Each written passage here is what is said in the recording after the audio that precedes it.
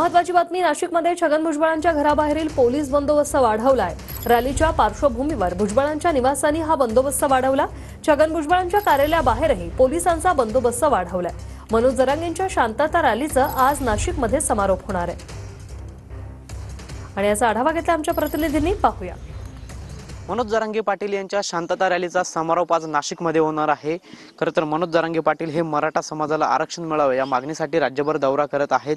आज त्यांच्या शांतता रॅलीचा नाशिकमध्ये समारोप होणार असून या पार्श्वभूमीवरती मंत्री छगन भुजबळ यांच्या निवासस्थानाबाहेर पोलिसांचा बंदोबस्त तैनात करण्यात आलेला आहे। आपण सध्या नाशिकच्या भुजबळ फार्म येथील त्यांच्या कार्यालयाबाहेर आहोत। मंत्री छगन भुजबळ यांचं कार्यालय आणि निवासस्थानाबाहेर पोलिसांकडून मोठ्या प्रमाणात जो पोलिसांचा फौजफाटा आहे तो देखील तैनात करण्यात आलेला आहे। त्याचप्रमाणे या भुजबळ फार्म परिसरात येणारे जे रस्ते आहेत ते देखील बॅरिकेटिंगच्या माध्यमातून आता बंद करण्यात आलेले आहेत। त्या ठिकाणी बॅरिकेटिंग करण्यात आलेलं आहे। या ठिकाणी देखील येण्यासाठी पर्यायी मार्ग जो आहे तो आता उपलब्ध करून देण्यात आलेला आहे।